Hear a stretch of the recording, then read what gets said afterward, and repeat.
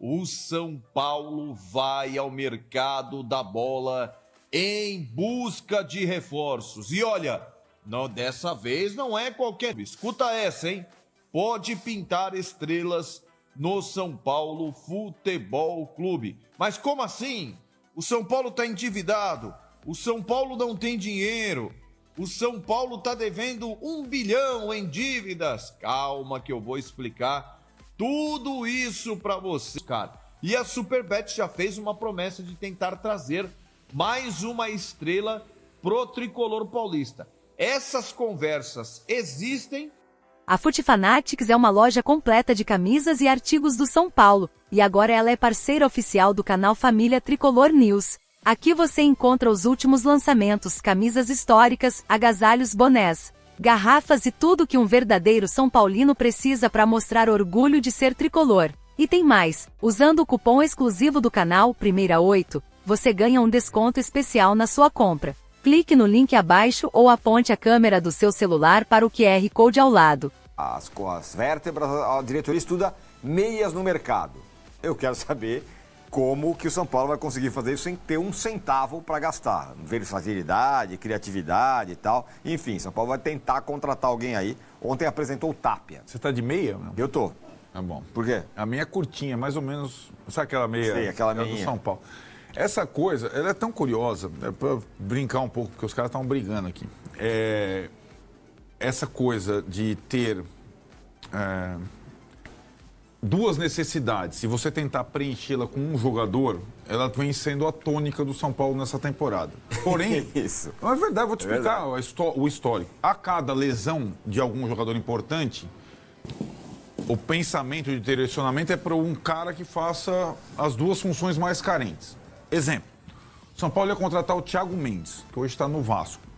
Por que o São Paulo ia contratar o Thiago Mendes? Porque o Alisson e o Pablo estavam machucados, o Marcos Antônio talvez não ficasse, e o Thiago Mendes poderia ser um cara que joga nas 3 posições no meio de campo e às vezes na lateral direita, que o São Paulo ia perder o Igor Vinícius.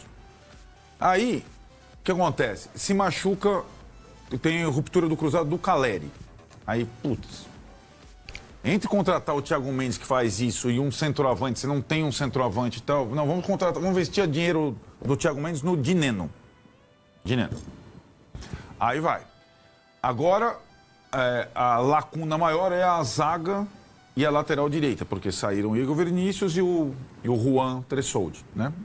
Um era lateral e o outro era zagueiro. Eles eram 2, né? Pois bem, quando o São Paulo estava preparado para investir mais num lateral e num zagueiro, o Rian Francisco rompe o cruzado na base, que era o segundo atacante. O São Paulo, na época, queria um lateral, um zagueiro e um atacante de lado, já que já tinha vendido o William Gomes, o Matheus Alves estava sendo vendido. Pensou até no Sousa lá do Palmeiras, achando que o Casares estava bem com o Marinax, que é o dono do Nottingham Forest. Enfim, quando machuca o Rian, vamos no mercado um atacante que faça o lado, mas também faça o centro, o Tapia. Então o Tapia joga de lado, mas se quebrar o galho, como foi contra o Corinthians, ele vai de centro, porque não tem nem o Caleri e nem o Rian. E aí, não sobrou dinheiro para 2, nem para o lateral, nem para o zagueiro. Então tem que ser um cara que faça as duas coisas, tipo o Ferrarese.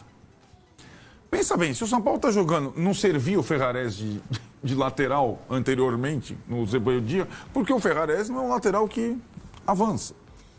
Então não dá para cobrir duas posições com uma pessoa só, por mais versátil que ela seja, não dá. Então assim, né, essa é a formação do elenco para essa temporada, né? Que é um elenco que tem algumas virtudes, mas é um elenco imaginário, né? Porque nunca estão todos reunidos. Agora o Oscar vai ficar fora por 2 meses.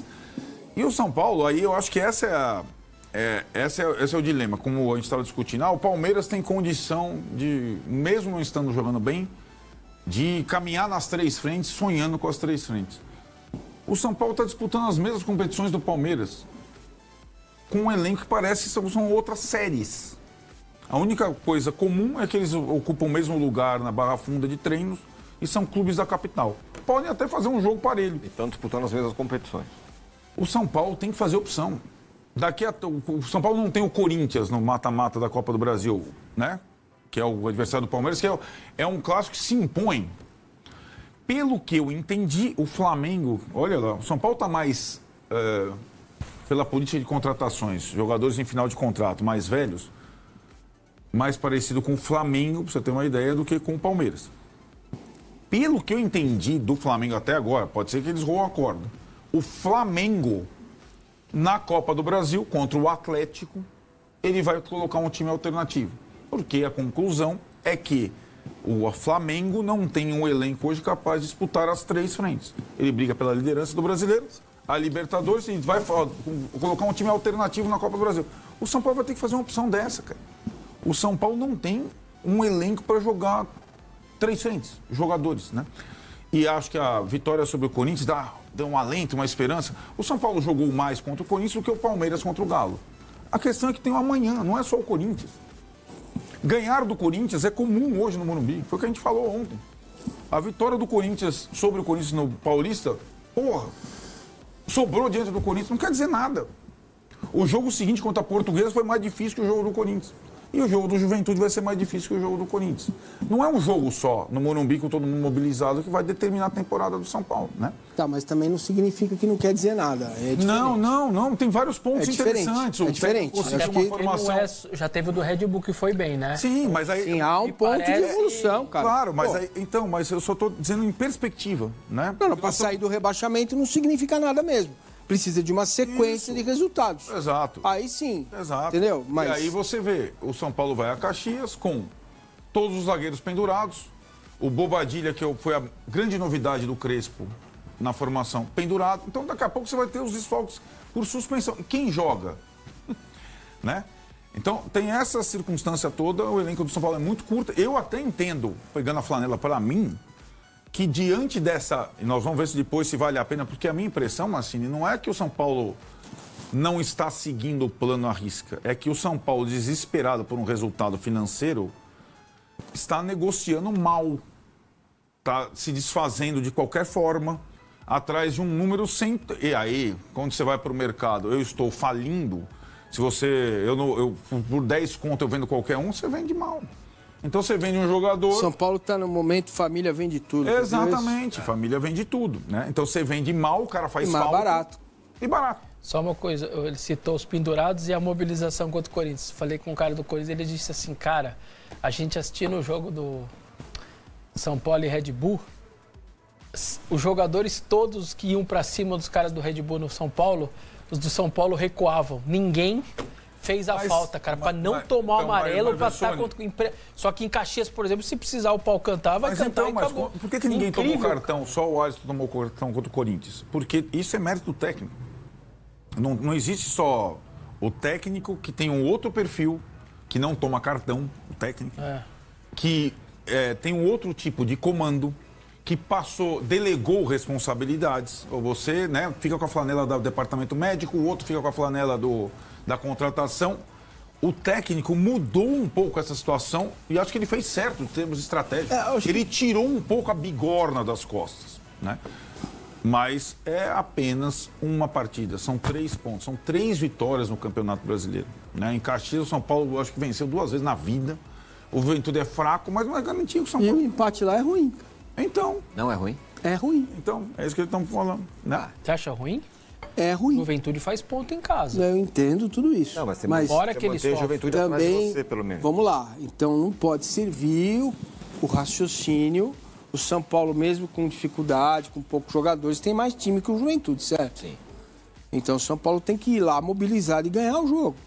Porque isso vai dar ao São Paulo mais uma vitória, mais 2, acabou a história de rebaixamento, acaba o primeiro turno e você pode até olhar para as Copas de outra forma. Entendeu? E administrar o Campeonato Brasileiro. Não dá para achar que o jogo contra o Juventude é um adversário. Nossa, meu Deus! Olha os jogos aí. Ele tem que ir lá e jogar bem, cara. A sequência do São Paulo tá na tela aí, ó. Juventude, Fluminense, fora em casa. Depois Atlético Mineiro na Copa do Brasil, Inter fora e Atlético Mineiro na Copa... Atlético Paranaense na Copa do Brasil de novo. Aí a minha pergunta, vou fazer uma loucura, pegar até a flanela para mim. Vamos que o São Paulo faça 6 pontos contra a Juventude e Fluminense. 6 pontos? É. Ganhou os dois jogos? Flanelinha na minha mão. Por que não? Fez Só- 4. São Paulo ganhou um jogo fora de casa, Corinthians, Calma, é uma Mas eu hipótese. tô com a flanela, Tá, é minha, seis- é minha eu acho que hipótese. 6 pontos. Deixa eu falar onde eu quero chegar. Tá. Vai poupar contra o Atlético Paranaense nessas Não vai. circunstâncias? Não vai poupar porque eles não têm coragem de fazer isso. Eles querem a grana da classificação da Copa do Brasil, então eles empurram pro técnico. Eu estou curioso, Aí ferrou, hein? porque o Crespo já passou por isso da Fazer outra 6 vez. pontos, ele não tem que poupar? Claro. É? O Crespo já passou por isso. O Crespo, ele tem me surpreendido com essas atitudes. Ele já passou por isso na outra vez que ele foi demitido. Ele estava nas Copas, Libertadores e Copa do Brasil, e o brasileiro numa situação parecidíssima, perto da zona de rebaixamento. Foi eliminado pelo Palmeiras na Libertadores e pelo Fortaleza na Copa do Brasil. E aí quando veio para o brasileiro, você está lá embaixo e tal e tudo mais. Eu estou curioso para saber como ele vai encarar a Copa do Brasil. Né? Se ele vai com o pé embaixo. Sendo que depois do Atlético, ali, a segunda partida, você tem lá Medellín. E Libertadores com o São Paulo não é brincadeira. E só uma coisa. O São Paulo não vai tirar o pé na Libertadores. A Copa do Aquele Brasil. Inter ali, Pausa de ó. 5 segundos para pedir a sua ajuda ao nosso canal com o seu like e se inscrever se ainda não for um inscrito. Tem a observação. Tem uma observaçãozinha, tem. Jogamos muito, fato. Só que se a gente olhar taticamente, o time funciona e não me entendam errado. Os caras vão falar que eu vou ser hater. Não, mas o ponto do canal é analisar taticamente. Hoje a gente tem padrão de jogo, saída da defesa, posse de bola com objetividade, triangulação, transição, tanto da direita para a esquerda, quanto do defesa meio campo ataque. Porém, os nossos dois volantes dão muito espaço. O Garro, ele estava flutuando com uma liberdade, não podemos deixar um jogador como o Garro, Alan Patrick, Matheus Pereira, não podemos dar esse tipo de espaço, não pode. Até com 3 volantes, quando o Alisson entra, que teoricamente era para a gente diminuir os espaços do Garro, o Garro flutuava de um lado para o outro com muita facilidade. Ele pegava na bola e aí o volante estava chegando uns segundinhos depois. Isso é perigoso, isso a gente tem que ajustar. Então a gente tem tudo. Saída, padrão, transição, finalização. Top. Os moleques saem do aperto, triangula, vira de um lado para o outro. O Arboleda, que fica muito com a bola no pé, não tá ficando. Tá virando o jogo rápido. Então a gente tem tudo. Porém, os nossos 2 volantes estão sempre 5 segundos atrasados. E é por característica. Os 2 não têm característica de caçar. Quando o Maia entra, ele cola no Garro, o Garro some do jogo.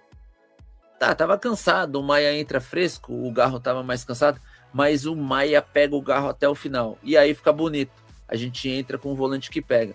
Então é só essa atenção que a gente tem que ter. E eu acho que o Crespo, ele identificou isso. Ele tem que comemorar, é uma baita vitória. Um treinador que tá fazendo o simples bem feito, o nosso time respondeu, teve a leitura do Maia no segundo tempo, tentou ali o Tapia e o Ferreirinha, não funcionaram, soube tirar o Alan, que sentiu cãibra no outro jogo, e aí ele pôs o Sabino, mas ainda eu acho que o nosso meio campo tem uma brechinha, nossos volantes estão atrasados, mas isso eu acredito que ele vai corrigindo dali para frente. Mas tema, talvez relacionado diretamente ao Clássico Majestoso, é que o Corinthians fez denúncias com relação a cânticos homofóbicos da torcida do São Paulo, fez essa denúncia à CBF. O Corinthians formalizou essa denúncia e no ofício encaminhado à CBF, ao STJD e à Federação Paulista de Futebol, o Corinthians anexou vídeos que mostram gritos preconceituosos vindos da arquibancada ao final do segundo tempo, no confronto que terminou com a vitória do São Paulo por 2-0. O clube também criticou o fato de que tais manifestações não foram registradas na súmula da partida. O jornalista da Rádio Bandeirantes, o Luiz Fabiani, foi perguntar, encontrou o Daronco pessoalmente depois do jogo, perguntou para o Daronco se ele tinha relatado na súmula e o Daronco disse que não ouviu esses gritos. Os gritos ao que o Corinthians se refere são sobre a música, né, do Gambá, Me Diz Como Se Sente, essa aí, que eu não sou nada fã. Mas tá aí a notícia, JP, o Corinthians denunciando esses cantos da CBF, lembrando que, para falar a verdade, assim, sendo bem sincero, a gente tirando não a máscara, não ia falar máscara, saindo do papel de torcedor do São Paulo.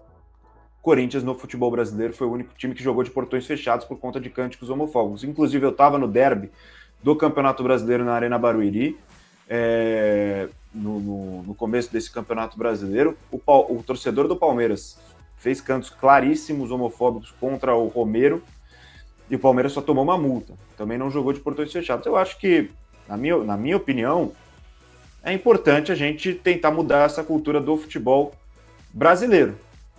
O que você acha? O que você pensa? O Corinthians fazendo essa denúncia com relação aos cantos da torcida do São Paulo. Pois é, Boni. Apesar de ser um time que não é exemplo para isso, né? No caso, o Corinthians é um time que todas as vezes que o São Paulo vai jogar em Itaquera, a torcida entoa ou entoava, porque agora eles, pelo menos no último jogo, eu não lembro de ter ouvido um coro da torcida, alguns torcedores ou outros ali, mas a torcida parou de cantar por conta da punição que sofreu, não é porque se conscientizou, não. Sofreu uma punição de portões fechados, aí fala, bom, agora a gente não pode fazer isso mais, porque é um time que, historicamente, cara, ofende o São Paulo de forma homofóbica, né? É um time que a torcida tem cantos homofóbicos contra o São Paulo,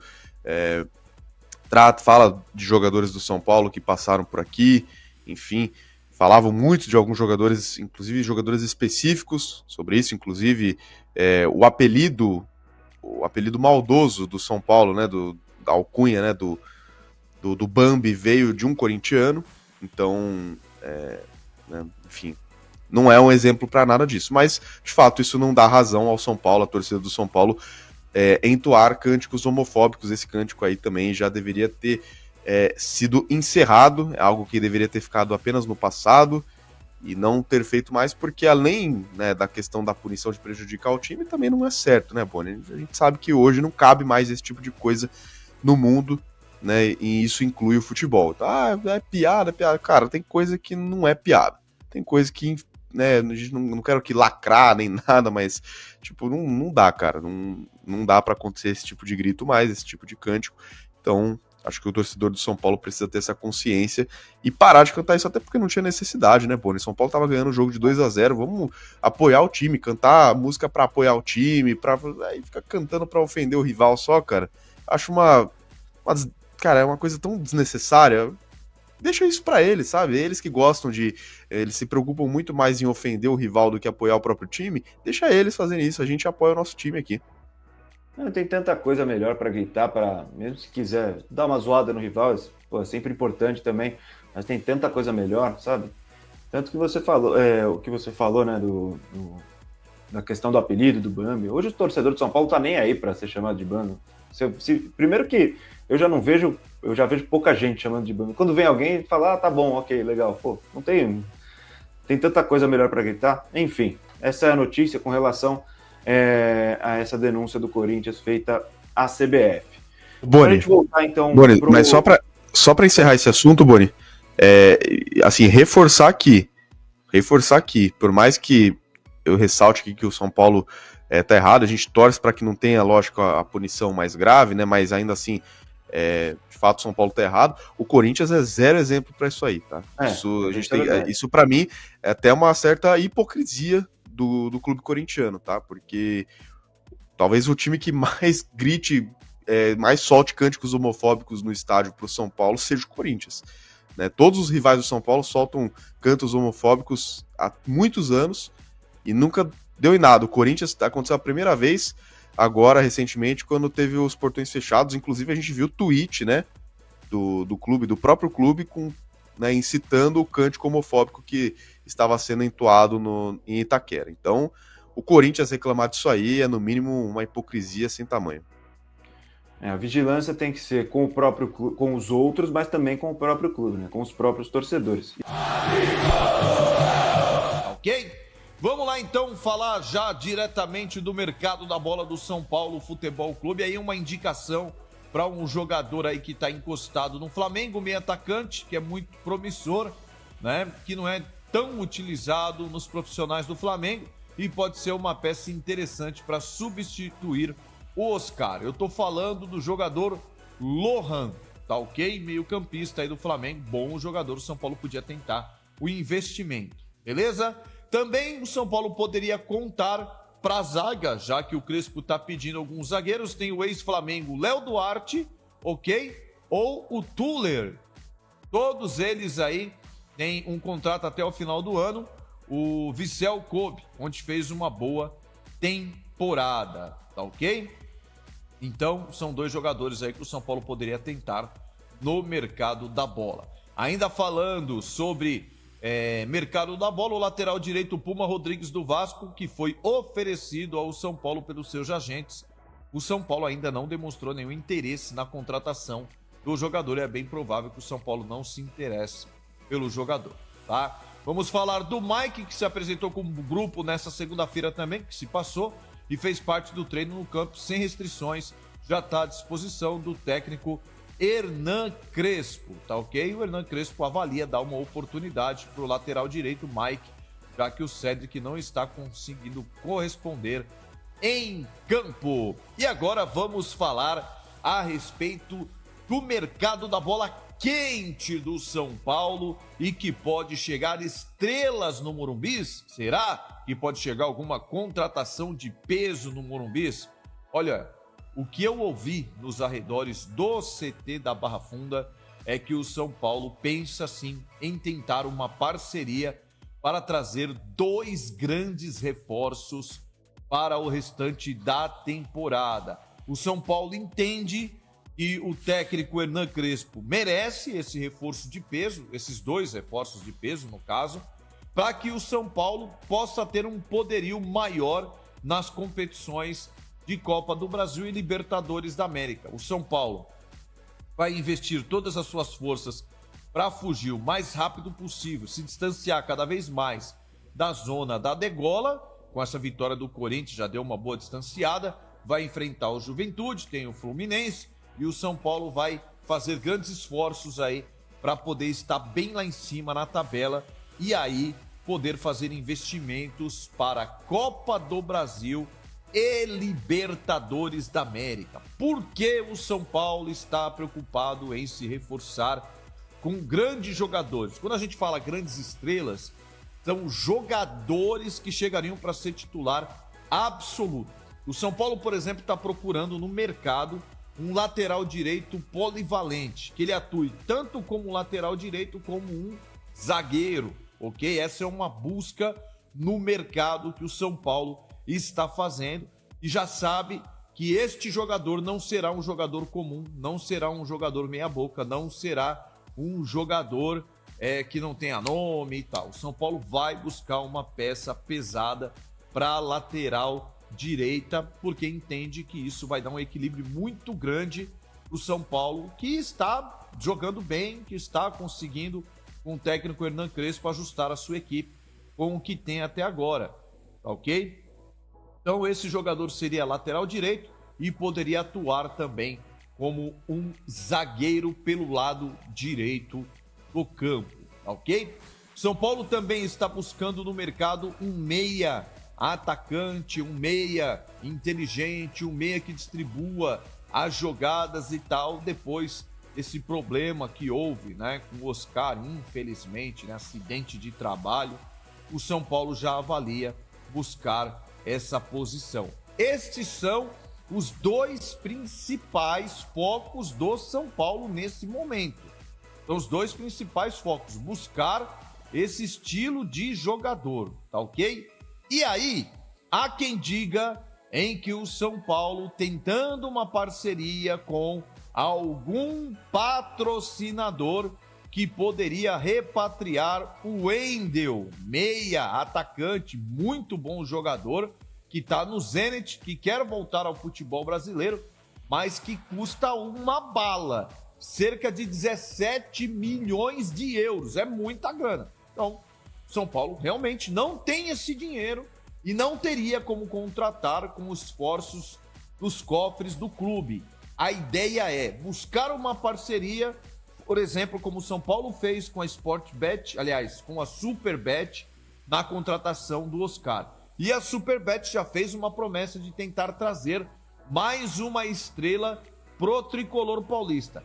Essas conversas existem internamente, mas ainda não evoluíram com a Superbet, que um dia, né, deu a entender que poderia trazer mais um grande jogador para o São Paulo Futebol Clube. Então o São Paulo vai buscar no mercado, vai tentar viabilizar empresas que queiram fazer uma parceria em contratações para poder reforçar o elenco do tricolor paulista. Então essas duas peças, que não é fácil de encontrar no mercado, ok, seriam fundamentais e seriam dois grandes jogadores para reforçar o elenco do tricolor. Repito, São Paulo vai buscar ajuda no mercado financeiro, não tem poderio financeiro para fazer esse tipo de contratação, custeando dos próprios cofres do clube, que já está aí em 1 bilhão de dívidas, ok? O São Paulo ainda sonha com um ponta polivalente que atue pelos dois lados do campo, pedido do técnico Hernan Crespo, e aí a gente sabe que esse é muito caro, não é fácil, então para trazer 3 grandes jogadores já fica mais difícil para o São Paulo, mas vamos ver como que o São Paulo vai conduzir essas tratativas, essas buscas no mercado. Por enquanto, da parte do São Paulo mesmo, São Paulo está buscando no mercado jogadores que cabem no bolso do clube, ou seja, que o São Paulo pode contratar, mas também busca investidores para que possa trazer esses reforços de peso que sabe que são caríssimos e o São Paulo não tem essa bala na mão.